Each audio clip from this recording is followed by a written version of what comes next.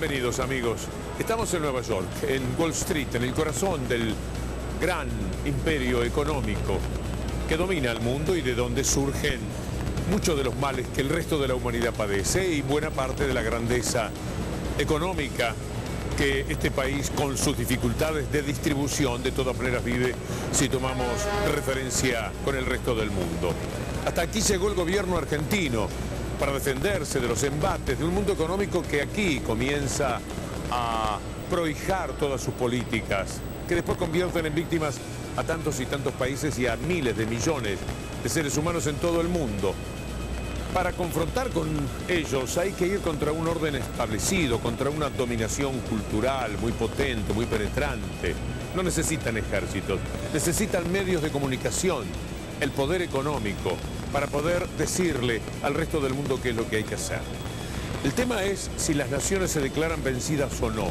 Pablo Chena, que será un eje de nuestro programa de hoy, tiene un pensamiento que nos entusiasma compartir con ustedes. Las naciones vencidas, dice Pablo Chena, más o menos, son aquellas que aceptan que no tienen futuro fuera de lo que dictaminan las naciones dominantes, las naciones que parecen ser las que guían al resto de la humanidad. ¿Y cómo ejercen todo esto? En función del miedo. Instalan el miedo internacionalmente y, por supuesto, ya lo sabemos muy bien, día por día, casi que hora por hora en la Argentina, con los medios de comunicación. De ese miedo que tratan de insuflarnos permanentemente, de esa lucha con el statu quo, de esa confrontación con este inmenso imperio económico aquí reflejado, es que vamos a hablar esta noche. Esta es nuestra bajada de línea. Creemos que en épocas de buitres económicos y halcones de la guerra necesitamos más palomas de la paz para construir un mundo más seguro. Necesitamos más respeto al derecho internacional, necesitamos más igualdad de tratamiento entre los que estamos aquí sentados, porque lo que pasa es que la Argentina no forma parte del Consejo de Seguridad ni de las naciones que deciden en el mundo. Y mientras esto suceda, mientras valga más el voto de los 5 permanentes que están sentados en el Consejo de Seguridad que el voto de la Costa de Marfil, o de Ghana, o de Kenia, o de Egipto, o de Uganda, o de la Argentina, o de Bahrein, o de Emiratos Árabes, nada se va a solucionar, solamente serán discursos que daremos acá todos los años, sin que arribemos a ninguna solución.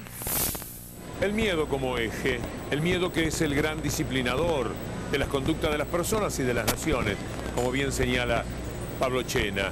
Muy interesante este recorrido, el miedo que este mundo trata de imponer a los demás. Si no se le pagan los fondos buitres, nos va a ocurrir de todo, un incendio del país de punta a punta. Fíjense cómo actúa en el caso de los escoceses, ese miedo a quedarse solos económicamente, a ese grito de libertad que tenía casi la mitad de la población. Realmente uno se pregunta cómo era posible que no todos estuvieran de acuerdo en Escocia para gritarse libres. Y no lo hicieron por el miedo. Los medios de comunicación, las autoridades inglesas, los que los han mantenido esclavizados de alguna manera, desde el punto de vista político durante siglos, fueron los que impusieron el miedo para que la gente actuara de una manera que tanto nos duele a partir de ahora cada vez que pensemos en Escocia. Hello, we are waiting for the final tally in Scotland's referendum on independence in the next hour, but results so far show Scotland has rejected independence. No, 139,788. That is it. Scotland has voted no. The result in Fife has taken the no campaign over the line, and the official result is a no. A historic moment for Scotland, which has chosen not to go it alone. The No camp has secured a clear victory in the country's independence referendum. It now has an unassailable lead with 55% of the vote. That's with all but one of the 32 areas now having been declared.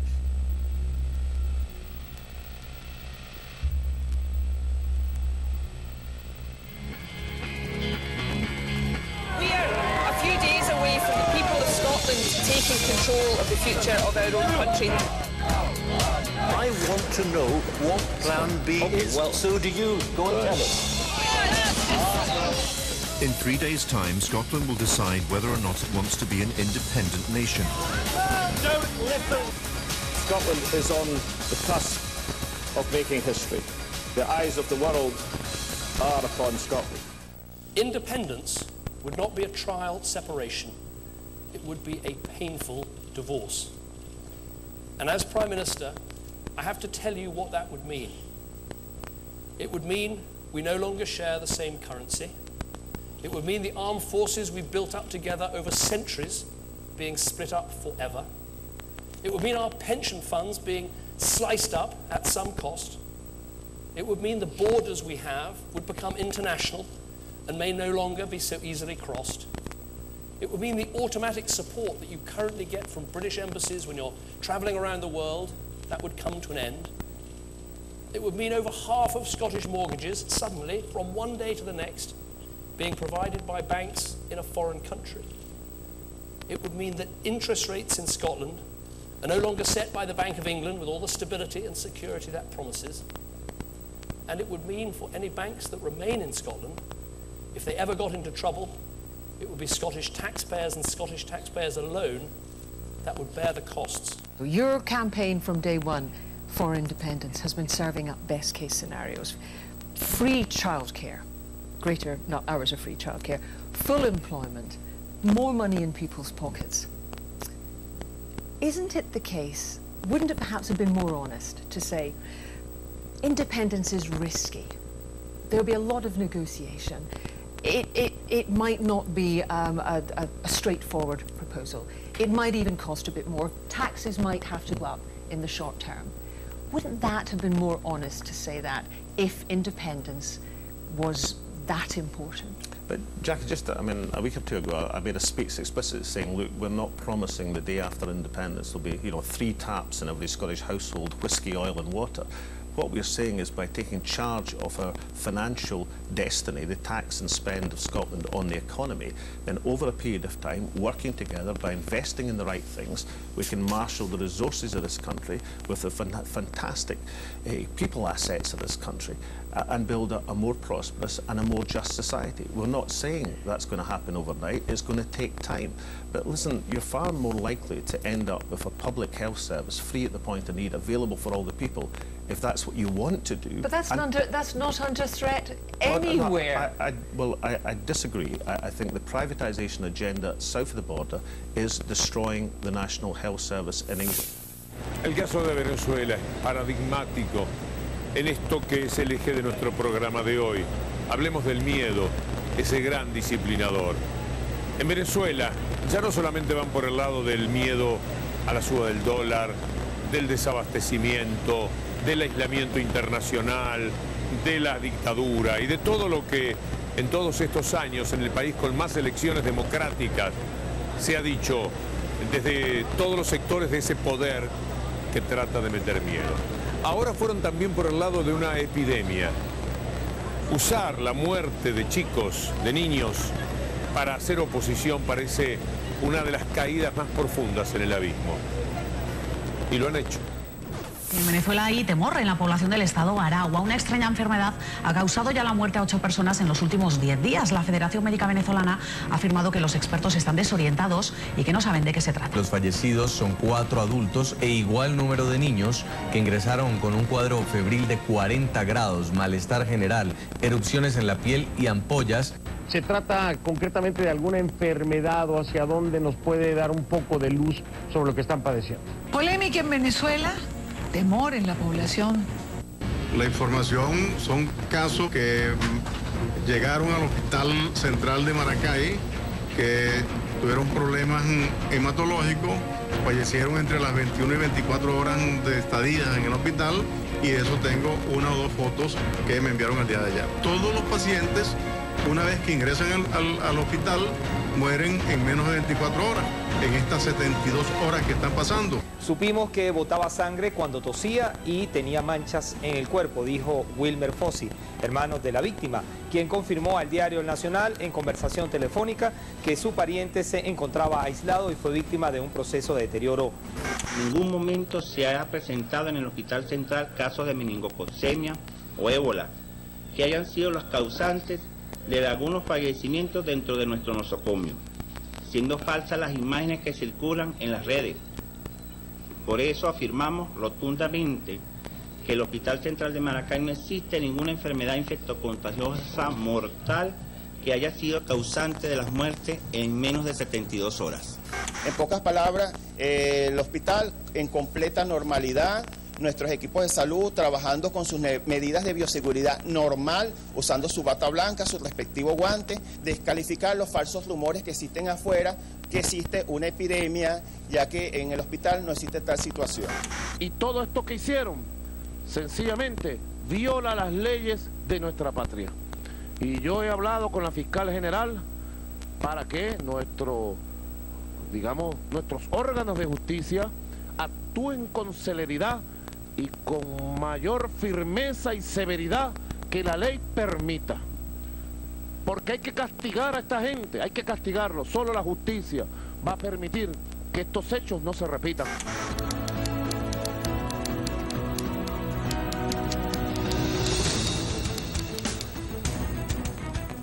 Desde aquí, desde el Hospital Central de Maracay, hemos venido en primer lugar a expresarles a ellos nuestra palabra de solidaridad y de apoyo ante esta terrible campaña terrorista que se ha desatado en contra de nuestro hospital.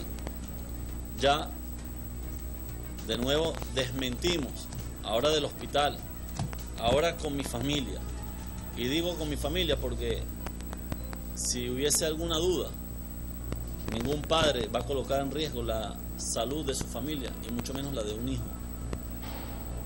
Y lo traje para transmitir ese mensaje de confianza, de que sepan que aquí no hay ni epidemia, ni siquiera hay algún tipo de vestido, alguna enfermedad que coloque en riesgo a los pacientes, a los médicos, a los trabajadores.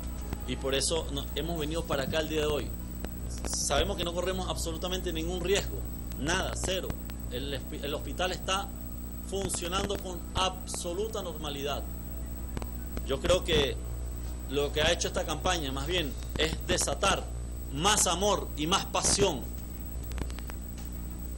por este trabajo, y así lo han expresado algunos médicos, que inclusive han traído sus familiares para que sean atendidos aquí dentro del hospital.